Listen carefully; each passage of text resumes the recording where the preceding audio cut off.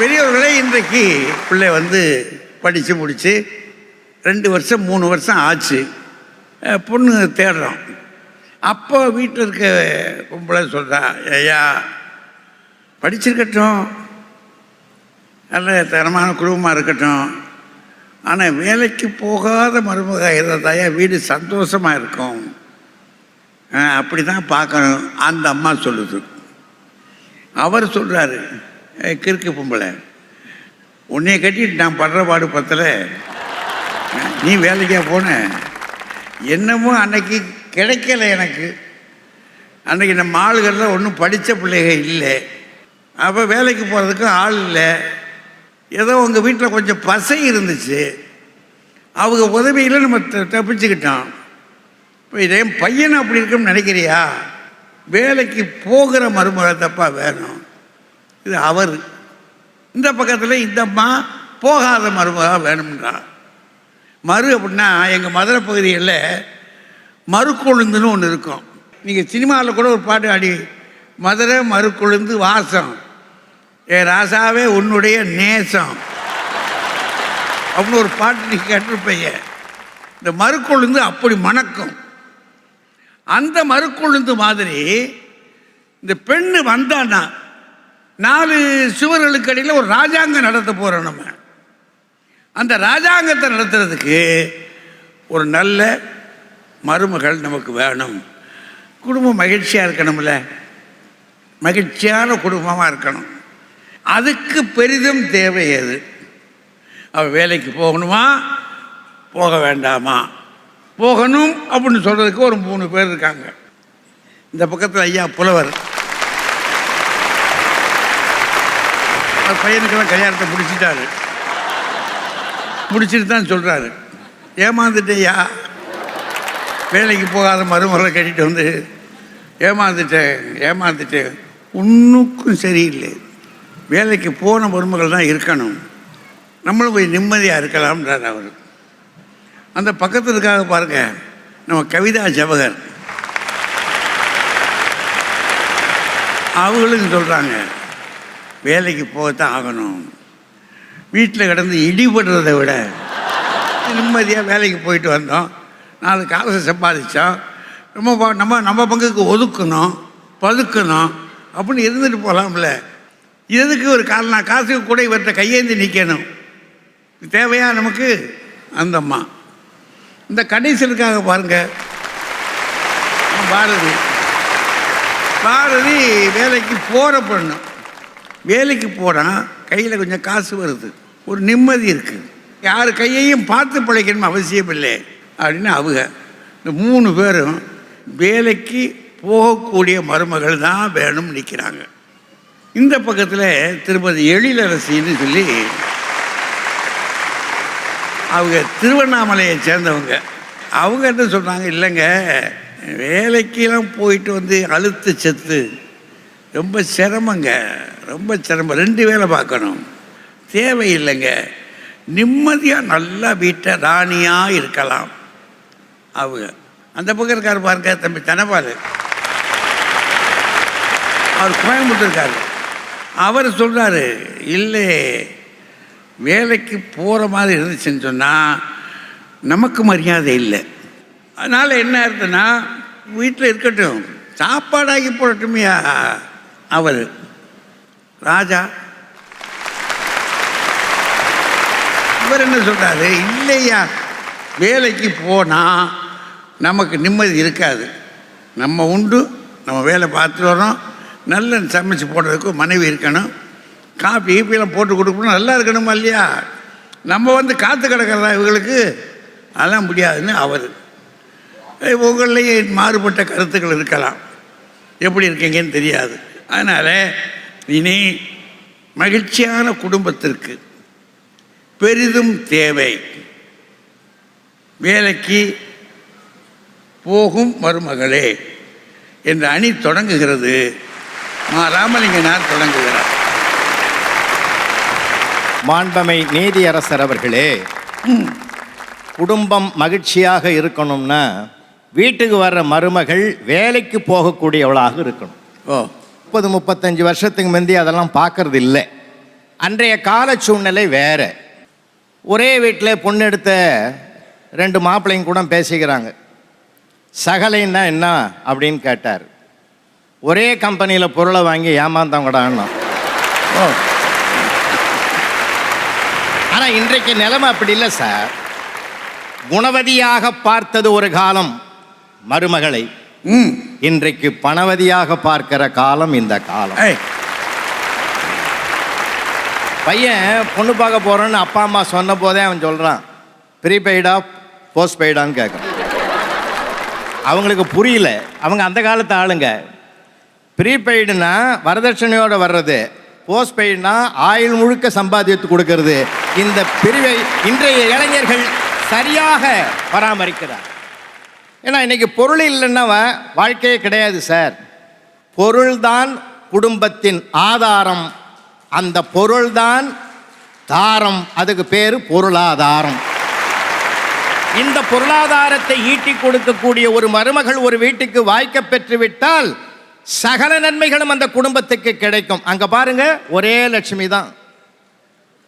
இங்க பாருங்க, தைரிய லட்சுமி, தனலட்சுமி, காருண்ய லட்சுமி, 3 லட்சுமி.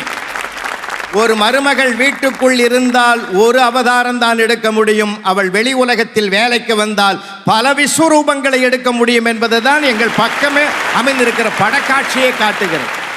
சார், ஒரு பெண்ணால தான் சார் மென்மையுடையவர்களை தான் மேன்மைகளை விளைவிக்க முடியும். ஓ, அதனால தான் மென்பொருள்லையும் அவங்க தான், ஆசிரியரும் அவங்க தான், மருத்துவரும் அவங்க தான் சார். டீச்சரு வகுப்பில் சொல்லியிருக்காங்க, ஒரு கட்டுரை தலைப்பு சொல்லியிருக்காங்க, நான் மேலதிகாரி ஆனால் எழுதுங்கடான்னாங்க. 39 பேர் மலமல்னு எழுதிட்டான் சார். ஒருத்தன் மட்டும் கம்முனுக்குறான். ஏன்டா நீ எழுதலைன்னு, என் செக்ரட்டரி வரட்டும்ட்டான் சார். அவன் அப்போவே மேலதிகாரி ஆகிட்டான் சார். அவன் இன்னொரு வகுப்பில் ஒரு டீச்சர் கேட்குறாங்க, முருகனை வளர்த்தது யாருன்னு, டிஎம் சவுந்தரராஜன்ட்டான் சார். அவன் அவனுக்கு அந்த டீச்சர் கஷ்டப்பட்டு அதை ரசித்து கார்த்திகை மகளிர்னு சொல்லி கொடுக்குறாங்க. ஏன்னா அந்த பொறுமை அவங்களுக்கு தான் சார் இருக்கிறது. அது மட்டுமல்ல, நான் கூட போன வாரம் பிள்ளையார் கோயிலில் போய் சாமி கும்பிட போனேன் சார். அங்கே வாசலில் ஒரு பையன் அன்பாக கும்பிட்டான் சார். பிள்ளையாரப்பா, உக்ரைனுக்கு ரஷ்யாவுக்கு நடக்கிற சண்டை 3வது உலக யுத்தமாக வந்துடக்கூடாது, நீ தான் கருணை புரியணும்னா இதை காதலை விழுந்து தனியாக கூட்டும் போய் உன் மனித நேயத்தை பாராட்டுறா தம்பின்னு. அதெல்லாம் ஒன்றும் இல்லை சார். அப்படி ஒன்று நடந்தால் உன்ன மாதிரி ஒரு வாத்தியார் ஒரு பாடம் எழுதிடுவான். அதை யார் சார் படிக்கிறது? ஏற்கனவே 2 உலகப் போர் நடந்தது. எக்ஸாமில் எங்கள் டீச்சர் கேட்டாங்க, 2ஆம் உலகப் போர் ஏன் நடந்ததுன்னு. எனக்கு ஆன்சர் தெரியல. முதல் உலகப் போர் சரியாக நடக்காததுனால 2ஆம் உலகப் போர் நடந்ததுன்னு நான் எழுதினேன். அதுக்கு 4 அடி வாங்கினேன் சார். இது மாதிரி ஒன்று நடந்ததுன்னா என் கதி என்ன ஆகும்? அதனால தான் சார் நான் கடவுள்கிட்டே பிரார்த்தனை பண்ணேன்னா. மாண்புமிகு நீதியரசர் அவர்களே, வேலைக்கு போகிற மருமகள் இட்லி தட்டு மாதிரி, வீட்டிலே இருக்கிற மருமகள் இடியாப்பம் மாதிரி.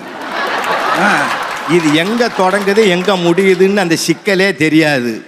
ஆனால் இட்லி தட்டில் தனித்தனியாக தெரியும், யாரை யாரை எங்கெங்கே எப்படி வைக்கணுன்ற அந்த பெருமையும் சிறப்பும் அந்த படித்து வேலைக்கு போகிற பெண்ணால்தான் அது முடியும். தமிழ்நாட்டை பொறுத்தவரையில் ஒரு செய்தி என்ன தெரியுமா? புள்ளியியல் செய்தி சொல்கிறது, இந்திய திருநாட்டிலேயே பெண்கள் அதிகமாக 54% வேலைக்கு போகிற ஒரே மாநிலம், முதல் மாநிலம் நம்முடைய தமிழ்நாடு என்று அறிக்கை பேசுகிறது. மாண்புமிகு நீதியரசர் அவர்களே, எதையும் புரிந்து கொள்ளுகிற தன்மை படித்து வேலைக்கு போகிற மருமகளுக்குத்தான் வாய்க்கும். படிக்காமல் வீட்டில் இருப்பவர்களுக்கு அது வாய்க்காது. வேலை செய்கிற நிர்வாகத்திலும் ரசிப்பாள், வீட்டையும் ரசிப்பாள், குடும்ப பாரத்தையும் சுமப்பாள். பூமி சுழல்வது மட்டுமல்ல, எங்கள் பெண்களும் சுழன்று சுழன்று வேலை செய்து இந்த நாட்டுக்கு ஆதாரமாக இருக்கிறார்கள் என்று சொல்லி இந்த நல்ல வாய்ப்புக்கு நன்றி கூறி விடைபெறுகிறேன். வணக்கம். ஐயா ராமலிங்கம் ஐயா அவங்க வசதி இருக்கணும், பெண்ணு திறமை உள்ளவளாக இருக்கணும், அது இருந்தாலே குடும்பத்தில் மகிழ்ச்சி இருக்கும்னு முடிச்சிட்டார். இதை கேட்ட பிற்பாடு எழிலரசி இருக்காங்களே, அவங்க படித்தவங்க தான், திறமை உள்ளவங்க தான், வேலைக்கு போகிறவங்க தான். ஆனாலும் போனாலும் அதில் இருக்கக்கூடிய கஷ்ட நஷ்டங்களை புரிஞ்சுக்கிட்டதுனால பேச வந்திருக்காங்க. நடுவர் அவர்களே, உங்களை பார்த்த உடனே எனக்கு ஒரே ஒரு டைலாக் தான் ஞாபகம் வருது. வயசானாலும் உங்க ஸ்டைலும் அழகும் இன்னும் உங்களை விட்டு போகல. நடுவர் அவர்களே, எங்கள் அருமை அண்ணன் அவர்கள், புலவர் அவர்கள் மெத்த படித்தவர், எனக்கு ஆசான். ஹாய்.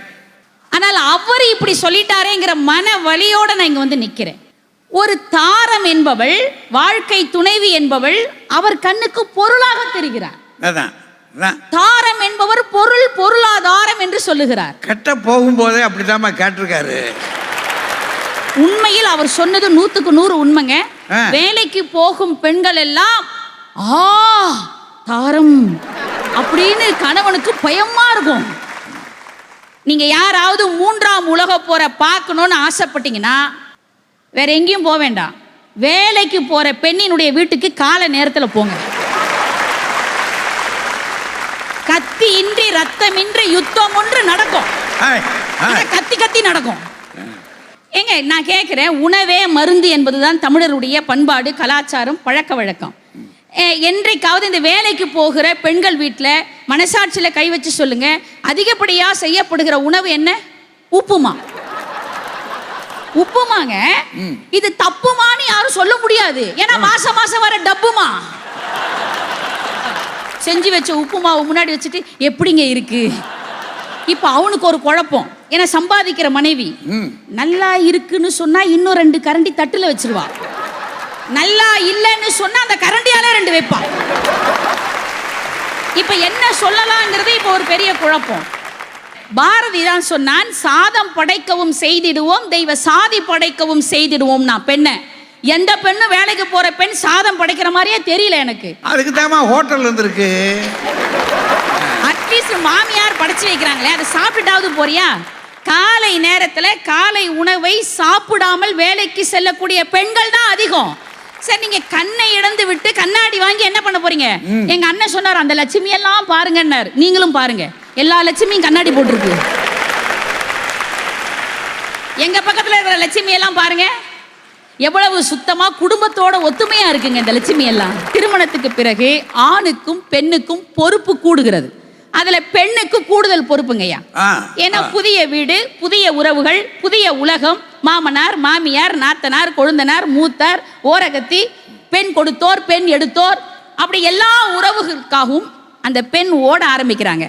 தனக்காக சிந்திக்காமல் 30 ஆண்டுகள் பிள்ளைகளுக்காகவும் வீட்டுக்காரருக்காகவும் அந்த குடும்பத்துக்காகவும் சிந்திச்சுட்டு, அப்பா 50 வயசு ஆயிட்டு பையனுக்கு கல்யாணம் முடிச்சுட்டு மருமக வந்து பார்த்துக்குவா, நாம ஓய்வெடுக்கலான்னு அந்த அம்மா நினைக்கும் போது இந்த வேலைக்கு போற மருமக மட்டும் வாச்சிட்டான்னு வச்சுக்கோங்களேன், சனீஸ்வரன் காலில் சலங்கை கட்டிட்டான்னு அர்த்தம்.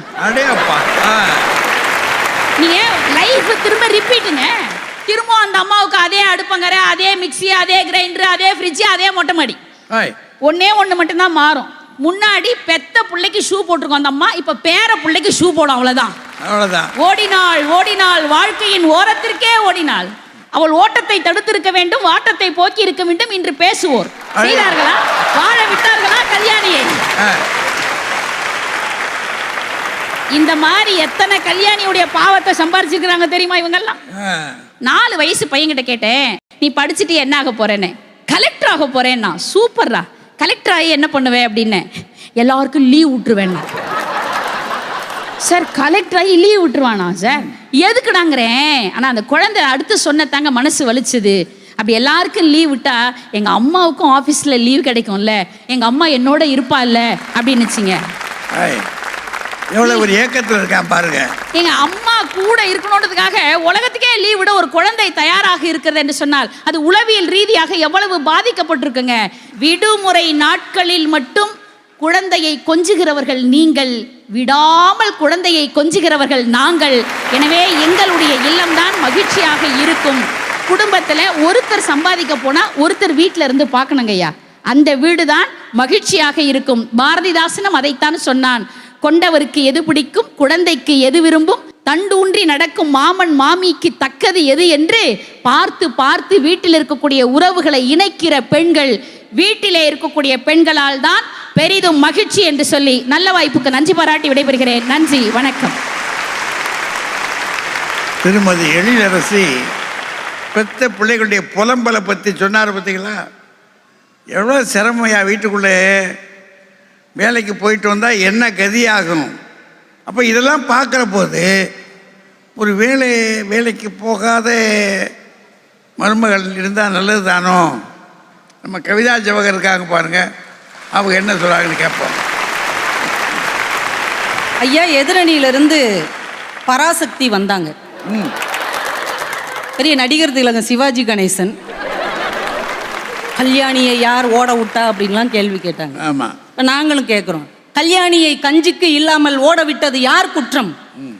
அவளை ஒழுங்காக படிக்க வைத்து வேலைக்கு அனுப்பாத குடும்பத்தின் குற்றம். அவ படிச்சிருந்தானா, ஒரு வேலைக்கு போயிருந்தானா, தானும் வாழ்ந்து தன் குழந்தையையும் வாழ வைத்திருப்பாள். இப்படி வாழ்க்கையின் ஓரத்திற்கே ஓடி இருக்க மாட்டாள் பராசக்தி. சொல்லணுங்கிறதுக்காக வந்து சொல்றது. ஐயா, இந்த வேலைக்கு போற மருமக இருக்கிறாளுங்கய்யா, அவங்க வந்து ஒரு செட் ப்ராப்பர்ட்டி மாதிரி வரும் போகும் இருக்கும், ஒரு பிரச்சனையும் இருக்காது அவங்களால, குடும்பத்தில் ஒரு பிரச்சனையும் இருக்காது. ஆனால் அந்த வேலைக்கு போகாத மருமக இருக்காங்க பாருங்க, 3 வேலை ஒழுங்காக பார்ப்பாங்க. கோலம் போடுறது, சீரியல் பார்க்கறது, புரணி பேசுறது. கோலம் போடுறது, சீரியல் பார்க்கறது, புரணி பேசுறது. கோலம் போடுறது, சீரியல் பார்க்கறது, புரணி பேசுறது, ரிப்பீட். அப்போ சோறாக்குறது யாரு? அதுக்கு தான் வேலைக்கு ஆள் வச்சிருக்காங்கய்யா. வீட்டில் இருக்கமாவும் சமையலுக்கு ஒரு ஆள் போட்டிருக்காங்க, வீடு பெருக்கிறதுக்கு ஒரு ஆள் போட்டிருக்காங்க, பாத்திரம் விளக்குறதுக்கு ஒரு அம்மா போட்டிருக்காங்க. உண்மையா இல்லையா? எல்லாத்துக்கும் வேலைக்கு ஆள் போட்டுட்டு எல்லா வேலையும் நாங்க பாத்துக்கிறோம், நாங்கள் தான் இல்லத்து அரசி என்று பீற்றிக் கொள்வது. நீங்க வேணா இல்லத்துக்கு அரசியா இருக்கலாம், ஆனா நாங்க வேலை பார்க்கிற கம்பெனிக்கு நாங்க தான் இளவரசியா இருக்கிறோம். அடேப்பா.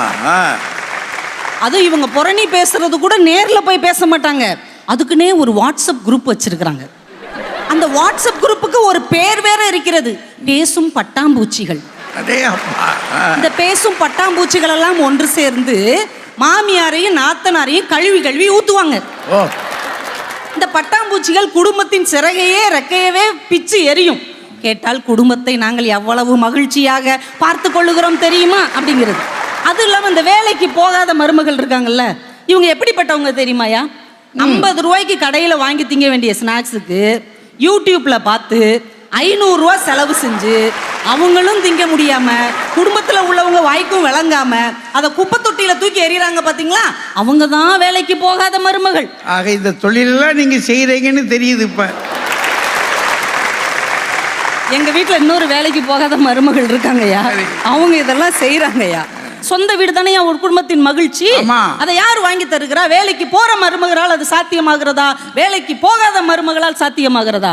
எங்க உங்க அண்ணன் தம்பிக்கு கொடுக்கறதுக்கு, உங்க பிறந்த வீட்டுக்கு செலவு பண்றதுக்கு, ஏன் உங்க பிறந்த நாளுக்கு ஒரு புடவை வேணும்னா கூட உங்க கணவன் கையையும் மாமியார் கையையும் எதிர்பார்த்து வாழ்ந்துகிட்டு இருக்கிற நீங்க எப்படி குடும்பத்தை மகிழ்ச்சியாக வைத்திருப்பீர்கள்?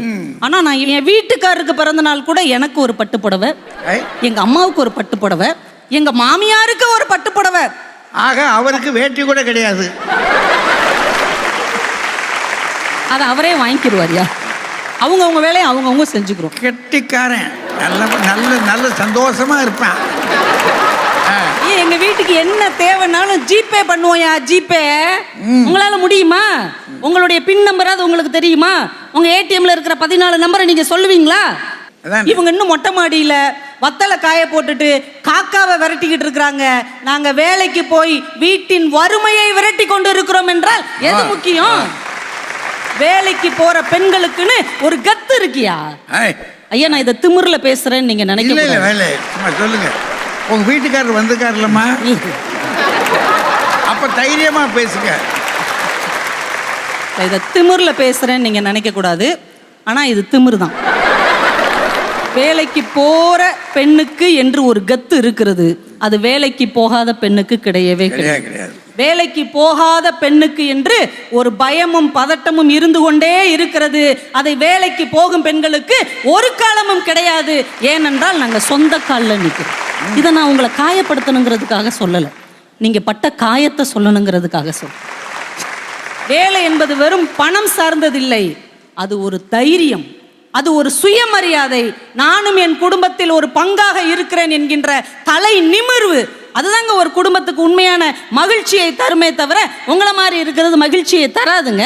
குடும்பத்தின் மகிழ்ச்சிக்கு பெரிதும் காரணம் பொருளாதாரத்தில், கல்வியில், தைரியத்தில், நம்பிக்கையில் உயர்ந்து நிற்கிற வேலைக்கு போகிற மருமகள் தான் காரணம் என்று சொல்லி வாய்ப்புக்கு நன்றி கூறி விடைபெறுகிறேன். நன்றி, வணக்கம். வேலைக்கு போகாத மருமகள் மாதிரி இருக்காங்களே, அவங்களுக்கு ஒரு பேர் வச்சிருக்காங்க பாருங்க, பேசும் பட்டாம்பூச்சிகளாம். அதாவது எப்படிலாம் அவங்க பேசிக்கிறாங்க, ஒருத்தர் புரணி பேசுறது அப்படின்னு ஒரு செய்தி ஒன்று சொல்கிறாங்க. வேலைக்கு போகிறவங்களால வீட்டில் வருமானம் வருது, நல்லா இருக்கும், சந்தோஷமாக இருக்கலாம் அப்படின்னு உற்சாகமாக போட்டு ரொம்ப தெளிவாக அடிக்கிறாங்க. நம்ம கோவை தனபால் வாங்க, என்ன சொல்லுங்க. அவருக்கு வேலைக்கு போகாத மருமகள் கிடைச்சதுனால தான் மகனும் அப்பாவும் ஜம்முன்னு திருச்சிக்கு வந்திருக்கிறாங்க. வேலைக்கு போற பெண் இருந்தா வீட்டை யாரு பாக்குறது? 2 பேத்துல யாரோ ஒருத்தர் வீட்டுல உட்கார்ந்து இருக்கணும். இல்ல இவரே வீட்டில் உட்கார்ந்து இருக்கணும். சரி, யதார்த்தத்தை நாம் பேசணும். வேலைக்கு போனால் பொருளாதாரத்தை கொஞ்சம் ஈடுகட்டும் குடும்பத்திற்கு, நாங்கள் மறுக்கவில்லை. பொருளாதாரத்தை கொஞ்சம் ஈடுகட்டும், ஆனால் நம் கலாச்சாரத்தையே முற்றிலும் ஓரங்கட்டி விடும் என்பதுதான் எங்களுடைய ஆணித்தரமான வாதமாக இருக்கு. பொருளாதாரம் குடும்பத்துக்கு ஆதாரம்ன்றார் அவரு. பொருளாதாரம் இல்லை என்றால் கூட வாழ்ந்து விடலாம், நம் கலாச்சாரத்தை இழந்து விட்டால் ஒருபோதும் கௌரவமாக வாழ முடியாது என்பதுதான் எங்களுடைய ஆதங்கம். சார், வேலைக்கு போகாம வீட்டோட மருமகளா இருந்தா அது இயற்கையான வாழ்க்கை சார். வேலைக்கு போனா அது இயந்திரமான குடும்பம் சார். இதான் வித்தியாசம். வீட்டுல வேலை இயந்திரமான என்ன ஆகும்? டென்ஷன், பிரஷரு அங்க இருக்கிற மாதிரி தான் இங்கேயும் நடக்கும். வீட்டுல அந்த பிரஷர் கொண்டு வந்து இங்க குழந்தைங்க மேல போடுவாங்க, அந்த பிரஷர் கொண்டு வந்து புருஷன் மேல போடுவாங்க, அங்க இருக்க பிரஷர் கொண்டு வந்து வீட்டுல மாமனார் மாமியா போடுவாங்க. குடும்பமாவே இருக்காது. ஒரு வீட்டுல கான்வர்சேஷன் எப்படி நடக்கும் தெரியுங்களா? நீயும் வேலைக்கு போற, நானும் வேலைக்கு போறேன், நீயும் சம்பாதிக்கிற, நானும் சம்பாதிக்கிறேன், எனக்கு என்ன 16 கையா இருக்குது, என்னை மட்டும் பாடுபட சொல்றீங்க. இந்த வார்த்தை வருதுங்களா இல்லைங்களா? போட்டி வந்துடும். தயவு செய்து நீயா நானா நீயா நானா என்று குடும்பத்தில் வந்தால் மகிழ்ச்சி எப்படி இருக்கும்? நீயும் நானும் என்று சொன்னால் தான் குடும்பத்திலே மகிழ்ச்சி கிடைக்கும். இங்க சொல்றாங்க, நான் சம்பாதிக்கிறேன், நான் எங்க அப்பனுக்கு கொடுப்பேன். எங்களுக்கு மச்சன்னு கொடுக்க தெரியாதா? எங்க மாமியாளுக்கு குழந்தையாளுக்கு எங்களுக்கு கொடுக்க தெரியாதா? யாருக்கு நடுவரல அவங்க வீட்டு சார்ந்தவங்களுக்கு மனசுக்குள்ள எப்படி ஆசை இருக்கு பாருங்க சார். இதுதான் மனநிலை. 2 கணக்குகள் வைத்திருக்கிறார்கள். 2 கணக்குகளை வைத்தால் குடும்பம் சந்தோஷமாக இருக்காது. ஒரே கணக்கு தான் இருக்க வேண்டும். ஆண் சம்பாதிக்கிறது, பெண் சம்பாதிக்கிறது. ஆனா பெண்ணா? ஆனா பெண்ணா என்றால் பட்டிமன்றம் நடத்தலாம். ஆனால் ஆணும் பெண்ணும் சேர்ந்தால் தான் குடும்பம் நடத்த முடியும். இதுதான் யதார்த்தமான உண்மை. இப்படி சொல்றதுங்கய்யா, டெய்லி வீட்டை அழகா கூட்டி வலிச்சு பூக்கோளமோ மாக்கோளமோ போடணும்னா வேலைக்கு போகாத பொண்ணு வேணும். பச்சை கலர் பெயிண்ட் அடிச்சுட்டு ஸ்டிக்கர் கோலம் ஒட்டி வெறுந்தண்ணி கழுவி ஊத்தணும்னா வேலைக்கு போற பெண்கள் இருந்தா போதும். காலையில வச்ச சாம்பார மத்தியானத்துக்கும் அதுவே ஊத்திட்டு நைட்டுக்கும் சூடு பண்ணி அதுவே தோசைக்கும் ஊத்திட்டோம்னா வேலைக்கு போற பொண்ணு போதும். ஃப்ரிட்ஜில் வச்சு எடுத்து கொடுத்தாலும் ஆரோக்கியமா 3 நேரமும் சுட சுட சூடான நம்மளுக்கு சத்தான சுவை வேணும்னா வேலைக்கு போகாத மருமகள் வேணும். 2 மருமகளுக்கும் ஒரு சின்ன வித்தியாசம் என்ன தெரியுங்களா? காலையில் அவசரமா எந்திரிச்சு புருஷனுக்கு டிஃபன் பாக்ஸ்ல போட்டு கொடுத்துட்டு புள்ளைக்கு சேர்ந்து அவசரமா கொடுத்துட்டு மீதி பாக்குறாப்புல 2 தோசை இருக்கு. மாமியா கிட்ட சொல்றாப்புல, அத்தை 2 தோசை தான் இருக்கு, ஒன்ன நீங்களும் மாமாவும் சாப்பிட்டுங்க, ஒன்ன நான் சாப்பிட்டுக்கிறேன்னு ஓடுது. வீட்டில் இருக்கிற மருமக இதே சிச்சுவேஷன் எல்லாம் அணைச்சு போட்டு பாக்குறாங்க, 2 தோசை தான் இருக்குது. வீட்டில் இருக்கிற மருமக சொல்றாப்புல, அத்தை 2 தோசை தான் இருக்கு, ஒரு தோசை நீங்க சாப்பிட்டுக்குங்க, இன்னொரு தோசை மாமா கொடுத்துருங்க. எனக்கு வேண்டாம் த, இன்னும் கொஞ்சம் நேரம் ஆச்சுன்னா மத்தியானம் நான் சாப்பிட்டுக்கிறேன், நீங்க வயசான காலத்துல தாங்க மாட்டீங்க. ஐயா, இதெல்லாம் உங்க வீட்டில் இருக்க வீட்டில் உங்களே பேசுறாங்க ஐயா. எல்லா வீட்டிலையும் இப்படி பேசினால் நடக்கும் ஐயா. அப்ப அந்த மாமியார் சொல்லுது, வயசானாத்தான் பசிக்குமா? ஏன் உனக்கு பசிக்காதா? நான் சாப்பிட்டு பாதி உனக்கு தர்றேன் அப்படின்னு கொடுக்குறாங்க. இதை கேட்டுட்டு இருந்த மாமனார் சொல்றாரு, ஐயோ பசிக்குமே அப்படின்ட்டு அந்த மாமனாரும் பாதி சாப்பிட்டு பாதியை கொடுத்துட்றாங்க. நல்லா யோசிச்சு பாருங்க, 2 மருமகளுக்கும் கிடைச்சது ஒரு தோசை. அந்த அம்மாவும் ஒரு தோசை, இந்த மருமகளுக்கு ஒரு தோசை. அது ஆணவத்தின் உச்சத்திலே கிடைத்தது, இது அன்பின் விளிம்பிலே கிடைத்திருக்கிறது. இதுதான் குடும்பத்திலே இருக்கின்ற மகிழ்ச்சி. அடேப்பா. இப்படி சொல்லி நிறைவு செய்கிறேன். வேலைக்கு போகாத மருமகள்கள் இல்லத்தில் இருக்கின்ற அத்தனை உள்ளத்தையும் ஆள்கிறார்கள். குடும்பம் மகிழ்ச்சியாக இருக்கிறது. வியக்க வைத்த ரசிகர்களே, நன்றி பாராட்டி விடைபெறுகின்றேன். நன்றி, வணக்கம். கோவை தனபால் 2 தோசையை வச்சுக்கிட்டு வீட்டில் இருக்கிற பொம்பளை தானே, கூட 2 தோசை சுடப்படாதாவா? அவளுக்கு என்ன நேரம் ஆகி போச்சு? 2 தோசை சுட்டவா ஒரு 4 தோசை சுடுறது இல்லை 6 தோசை சுடுறது. என்னென்ன பம்மாத்து வேலையெல்லாம் பண்ணுறாரு பாருங்க. அதுதான் பேச்சு திறமை. அந்த பேச்சு திறமையில் எதை எப்படியெல்லாம் சொல்லலாமோ அப்படி சொல்லியிருக்காரு. இது இப்படியே போய்கிட்டு இருந்தால் கதை நடக்காது. வாங்க பாரதி வாங்க. ராஜா சாருக்கு பிறகு பேசியே நான் பழகிட்டேன். இன்னைக்கு எனக்கு பிறகு அவர் பேச போறார். என்னென்னலாம் சொல்ல போறாரோ எனக்கு தெரியாது. ஒரு வீட்டில் 2 தோசையை சுட்டுருக்கு ஒரு அம்மா. அதுல 2 சிச்சுவேஷனை காட்டுறாராமா. வேலைக்கு போற பொண்ணு 2 தோசை சுட்டா என்ன ஆகும், வேலைக்கு போகாத பொண்ணு 2 தோசை சுட்டா என்ன ஆகும். 2 தோசைங்க, 2 தோசை. சரி, செய்யவே முடியலன்னா கூட வீட்டுக்காரர் செய்யலாம், மாமியார் செய்யலாம், தோசை தானே. அந்த 2 தோசைக்காக ஒரு பெண்ணினுடைய அத்தனை கனவுகளையும் அழிக்க நினைக்கிறீர்களே, இதை விட பெரிய அநியாயம் இருக்க முடியுமா? சோறு சோறு சோறு, வேற எதுவும் கிடையாது. சோத்தால் அடிச்ச பிண்டம். சார், வாழுவதற்கு சாப்பிடணும், ஆனா சாப்பிட்றதுக்குன்னே வாழக்கூடாது சார். ஒரு 4 வயசு பையன் சொல்றானா நான் கலெக்டர் ஆவேனா. எதுக்கு கலெக்டர் ஆவேனா, எல்லாருக்கும் லீவ் விட்டுருவானாமா. ஏன்னா அவங்க அம்மா அவங்க கூட இருக்கணுமா. ஊரை ஏமாத்துற பேச்சு. சரி, அந்த பையன் சொன்ன மாதிரி கலெக்டர் இதை கேட்குறாங்கன்னு வைங்க. யோ பாவம், ஒரு 4 வயசு குழந்தை ஆசைப்படுறதுன்னு சொல்லி லீவ் விட்டார். அவருக்கு மொத்தமாக லீவ் விட்டுருவாங்க. எவ்வளவு பிற்போக்குத்தனமான சிந்தனைகளை இந்த அரங்கத்திலே வந்து நீங்கள் எப்படி அரங்கேற்றலாம்? பொருளாதாரம் இல்லாவிட்டால் வாழ்ந்து விடலாமா? கலாச்சாரம் இல்லாவிட்டால் வாழவே முடியாதா? வயத்துல பசி இருந்தா கலாச்சாரமே கிடையாது என்பதுதான் கம்யூனிசத்தினுடைய ஆதி பாடம். முதல்ல அதை தெரிஞ்சுக்குங்க. பசி எடுத்தவர்களுக்கு பகவத்கீதையை அல்ல, முதலில் நான் சோற்றைத்தான் கொடுப்பேன் என்று சொன்ன விவேகானந்தர் வாழ்ந்த நாடு இந்த நாடு. எழிலரசி பேசும்போது சொல்றாங்க, வயசானாலும் உங்க ஸ்டைலும் அழகும். இவ பெரிய ரம்யா கிருஷ்ணன். இவருங்க நினப்பு தான் பொழப்ப கெடுக்கும். ஒரு குடும்பத்தின் மகிழ்ச்சி என்பதை எப்படி அளவீடு செய்வீர்கள்?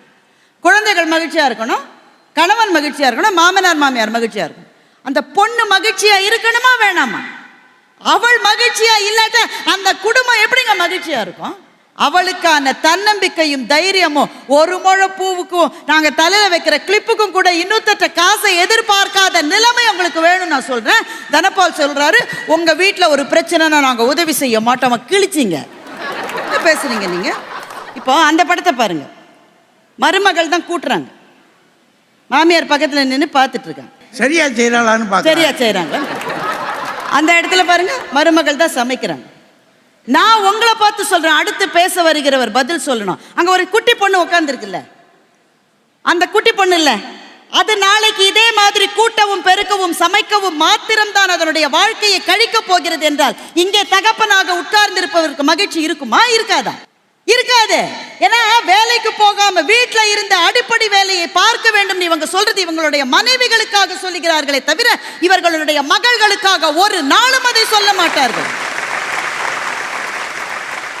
தனபால், ஐயோ ஐயோ அப்பா, நானும் பல பேச்சாளர்களை பார்த்துருக்கேன்டா சாமி, இப்படி ஒரு ஆளை இது மட்டும் நான் பார்த்துட்டேன். ஒரு வீட்டில் எல்லாமே சரியா இருந்துச்சுன்னா அந்த மருமகள் வேலைக்கு போகலன்னு அர்த்தமா. அந்த வீட்டில் எல்லாமே தப்பா இருந்துச்சுன்னா அந்த பொண்ணு வேலைக்கு போறான்னு அர்த்தமா. நீங்க போய் பார்த்தீங்களா? நீங்க இவங்க பேசுறதுக்கு என்ன காரணம் தெரியுமா? பெண்களும் வேலைக்கு போனால் வீட்டு வேலையை ஆண்கள் கொஞ்சமாவது பகிர்ந்து கொள்ளுவது என்கின்ற வழக்கம் சமூகத்துக்கு வரும். அது பிடிக்காம அந்த 2 பேர் உட்காந்துருக்காங்க. சரி, எழிலரசு எதுக்கு உட்காந்துருக்கீங்க? எதுக்கு உட்காந்துருக்கீங்க? 50 வயசாயிட்டு அக்கடான்னு உட்கார்ற போது திரும்பவும் ரிப்பீட்டாம். சரி, நான் கேட்குறேன், பேரன் பேத்திய பக்கத்தில் காட்டாம உங்க மருமகள் இன்னொரு இடத்துல அது வேலைக்கு போகாம இருக்கு, அப்ப நீங்க சந்தோஷமா இருப்பீங்களா? நீங்க எனக்கு கண்ணிலேயே காட்டுறது இல்லை, தனியாவே வச்சிருக்கா, என்ன சொன்னாலும் நீங்க புலம்பிட்டு இருக்கிறதுக்கு அந்த பொண்ணு வேலைக்காவது போகட்டுமேம்மா. ஒரு விதத்துல நல்லதுங்க, அவங்க வேலைக்கு போகட்டும். 2 பேர் பக்கத்துல பக்கத்துல இருந்தா ரொம்ப சண்டை வரும். ஒரு 8 மணி நேரம் 10 மணி நேரம் போயிட்டு வந்தா அதுவும் டயர்டா இருக்கும், நீங்களும் டயர்டா இருப்பீங்க. சண்டை இல்லாம வீடு இருக்கணும்னா கட்டாயமா வேலைக்கு போகணும். சார், இன்றைக்கு தேவை குழந்தைகளோடு நீங்கள் அதிக நேரம் செலவிட வேண்டும் என்பது அல்ல. குவான்டிட்டி டைம் இல்ல, குவாலிட்டி டைம். நீங்க 1 மணி நேரம் பிள்ளைகிட்ட பேசினாலும் புத்திசாலித்தனமா அவனுடைய உலகத்துக்கு புரிந்த அளவிலே நீங்கள் உரை ஆற்றுகிற போது அந்த பிள்ளைகள் உங்களை மதிக்கிறார்கள். ஒரு பெண்ணுக்கு என்ன தேவை, நான் இதை சொல்லி நிறைவு செய்து கொள்கிறேன் ஐயா. ஒரு பெண்ணுக்கு என்ன தேவை? ஒரு குடும்பத்தில் அவள் இருக்கா இல்ல, அவளுக்கு என்ன தேவை? அவளுக்கு அன்பு தேவை, அவளுக்கு காதல் தேவை, அவளுக்கு கவனிப்பு தேவை, எல்லாம் தேவை. இது எல்லாவற்றையும் விடக்கூட பெண்ணுக்கு இன்னொன்று தேவை, குடும்பத்திலே அவளுக்கு மரியாதை தேவை. மரியாதைன்னா உடனே அம்மா வாங்கம்மா வணக்கம்மா சால்வை போய் அந்த மரியாதையை நான் சொல்லலை. அவளை துச்சமா பார்க்கல. உனக்குலாம் என்ன தெரியும் நீ பேசுற? நீ உன்னால காலனா காசுக்கு பிரயோஜனம் உண்டா? நீ கேட்கிற கேள்விகள் இல்லாமல் அவளுக்கு குடும்பத்திலே இருக்கிற அந்த மரியாதை, அவளுடைய பிள்ளைகள் தாயை பார்க்கிற போது எங்க அம்மாவுக்கும் மரியாதை இருக்குன்னு உணர்கிற பிள்ளைகள் தான் சந்தோஷமான பிள்ளைகள் என்றால், நடுவர் அவர்களை எத்தனையோ ஆண்டு கனவு இது. 3 பேர் பேச்சை கேட்டு தயவு செஞ்சு கலைச்சிடாதீங்கப்பா. இப்படித்தான் அரும்பாடுபட்டு பெண்கள் வேலைக்கு வந்து இன்றைக்கு ஆணோடு பெண் சரிநிகர் சமானமாக வாழுகின்ற இந்த சூழலில் இந்த தலைப்பில் இன்னமும் பேசுவதற்கு ஒருவர் துணிச்சலோடு உட்கார்ந்திருக்கிறாரே, அவரினுடைய அந்த துணிச்சலை பாராட்டி முடிக்கின்றேன். வணக்கம். நிறைவாக ராஜா வாங்க. பாரதி பாஸ்கர் அவர்கள் இவ்வளவு கோபித்து இப்போதுதான் நான் பார்க்கிறேன். ஆபீஸ்ல கொஞ்சம் டென்ஷன் போல. என்ன கோபமா? பட்டிமன்றத்திலேயே இவ்வளவு கோபமா இருந்தா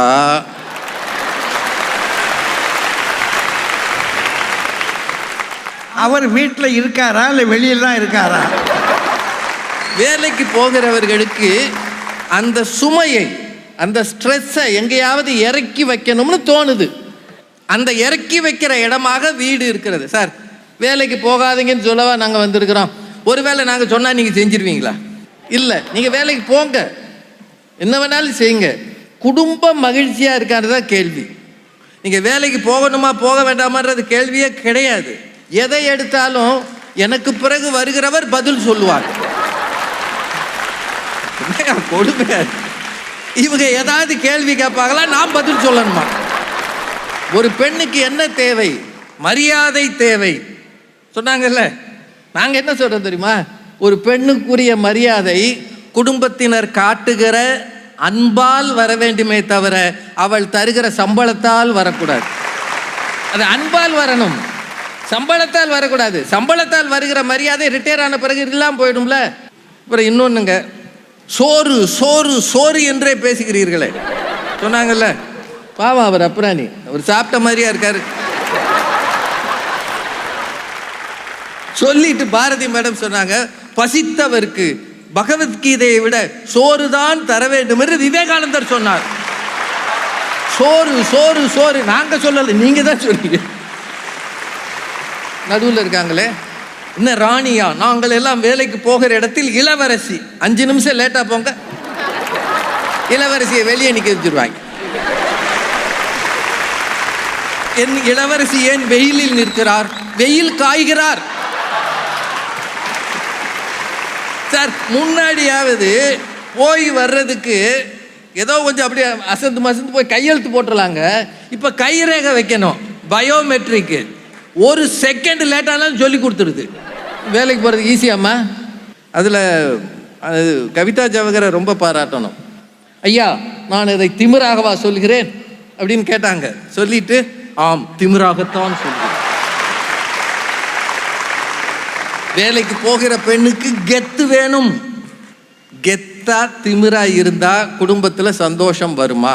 இந்த கேள்விக்கு நீங்க பதில் சொல்லணும். கெத்தா திமிரா இருந்தா குடும்பத்தில் சந்தோஷம் வருமா? நான் யார் தெரியுமா? நான் தான் கலெக்டர்.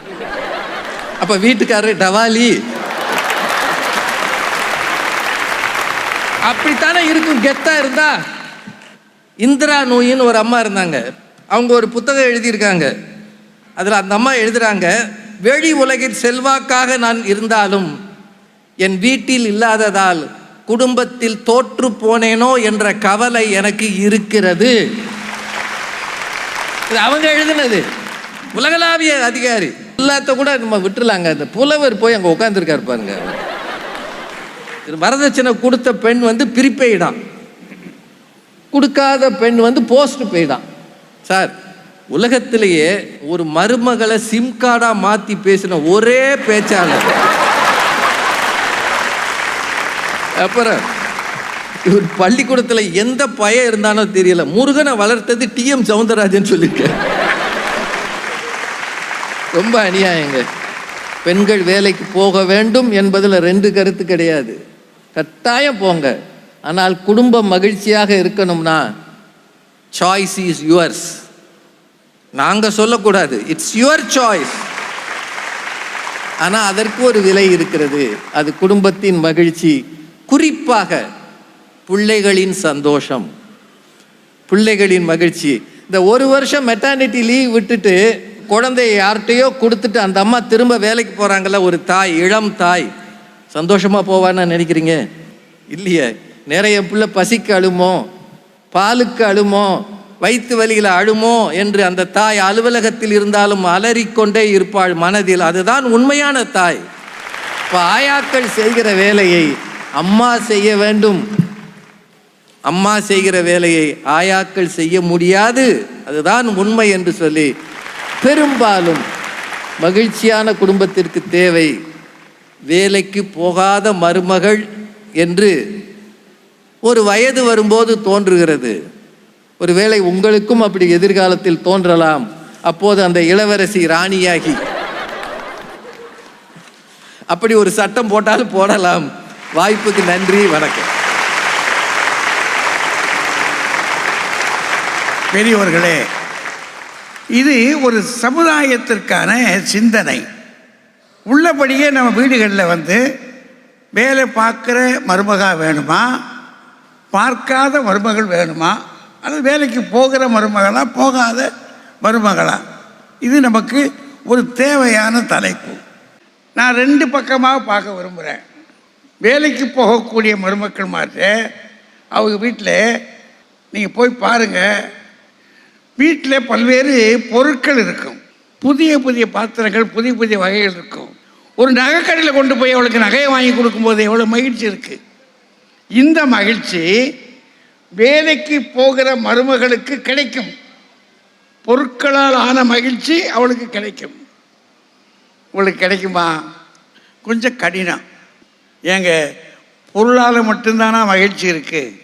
இல்லை, அதை விட இணைந்த இதயங்கள் இருக்கு பாருங்க, அது ரொம்ப பெரிய விஷயம் இல்லை. வேலைக்கு போகாத பொண்ணு, அவர் சாப்பிடாம நான் சாப்பிட மாட்டேன்னு உட்கார்ந்துருக்கா, அவள் நமக்காக காத்திருக்கா பாருங்க, அதில் உங்களுக்கு மகிழ்ச்சி இல்லையா? அப்போ இந்த வீட்லேயும் மகிழ்ச்சி இருக்கும்ல.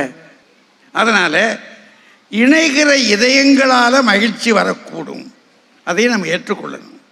ஆனால் இதெல்லாம் தத்துவம் பேச நல்லா இருக்கு, பேச நல்லா இருக்கு. இன்றைக்கு நிலைமை என்ன அப்படின்னா, செலவு அதிகமாகுது. அதிகமான செலவு ஆகிற போது ஒத்தாள் வருமானத்தில் முடியுமா? நடக்காத காரியம். பள்ளிக்கூடத்தில் பிள்ளைகளை படிக்க வைக்கணும். இப்போ நாங்கள்லாம் பிள்ளைகளை படிக்க வைக்கும்போது நாங்கள் படித்த போது 2 ரூபா 3 ரூபா சம்பளம் கட்டணும். அன்றைக்கி எங்களுக்கு கஷ்டம்தான். இப்போ பிள்ளைகளை போய் லேசில் சேர முடியும்.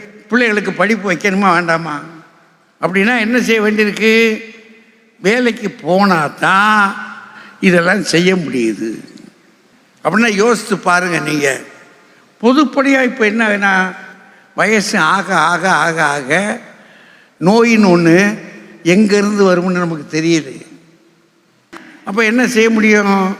அப்படின்னா மருத்துவ செலவு இருக்குது, கல்வி செலவு இருக்குது. ரெண்டையும் எப்படி போயிடுச்சு? பணம் போட்டால் தான் நம்ம கதை நடக்கும். எல்லாத்துக்கும் மேலே இன்னும் ஒரு முக்கியமான விஷயத்தை சொல்கிறேன். நெடுங்காலமாக நம்முடைய பெண்களை படிக்க வைக்கலை. வேலைக்கு போகட்டுமா? நெடுங்காலமாக படிக்க வைக்கலை. மிஞ்சி போனால் இப்போ ஒரு 150-200 ஆண்டுகளாகத்தான் நம்ம வீட்டு பெண்கள் வேலைக்கு போகிறாங்க. பார்த்தா அது மட்டும் இல்லை, இன்னைக்கு பாருங்கள், எதை எடுத்தாலும் அதுக்கு தான் முன்னாடி நிற்குது. நான் பயலுக்கு பின்னாடி நின்றுக்கிட்டு இப்படி நிற்கிறேன். ஒரு வேளை இந்த கணவன் யோக்கியன் அல்லாதவனாக அவளுக்கு அமைந்து விட்டாள். மற்றவனால சிக்கிட்டான்னு வச்சுக்கோங்க, திருத்தி பார்க்குறா, திருத்த முடியலை. இப்போ அவள் என்ன செய்வா? அவள் வேலைக்கு போகிறவளாக இருந்தால் சொந்த காலில் நிற்க முடியும். போகவில்லை என்று சொன்னால் என்ன ஆகும்? எல்லாவற்றுக்கும் மேலே இன்னும் ஒரு செய்தி உங்களுக்கு சொல்றேன். அந்த வீட்டுக்குள்ளே மகிழ்ச்சியை உள்ளபடியே கொண்டு வர வேண்டும் என்றால் பொருட்களாலும் கொண்டு வர வேண்டும், இணைந்த இதயங்களாலும் கொண்டு வர வேண்டும். நாளை அவளுடைய வாழ்க்கைக்கு உத்தரவாதமாக இருக்கக்கூடிய ஒரு உரிமையையும் கொண்டு வர வேண்டும் என்று சொன்னால், பெரியோர்களே, நம்முடைய பெண் குழந்தைகள், நம் வீட்டுக்கு வருகிற மருமகள் மட்டுமல்ல, நம் வீட்டிலிருந்து இன்னொரு வீட்டுக்கு போகக்கூடிய மருமகளாக போகக்கூடிய நம்முடைய பிள்ளைகள் படிக்க வேண்டும், பணிகளுக்கு போக வேண்டும், ஆணுக்கு பெண் சரிசமமாக இருக்கக்கூடிய வாழ்க்கை நமக்கு அமைய வேண்டும். அப்படிப்பட்ட பெண்கள் வேலைக்கு போகிற மருமகளாக வருவதுதான் குடும்பத்துக்குள்ளே மகிழ்ச்சி, அதில் தான் நிறைவு இருக்கிறது என்று சொல்லி வாழ்த்தி வணங்கி விடைபெற்றுக் கொள்கிறேன். நன்றி, வணக்கம்.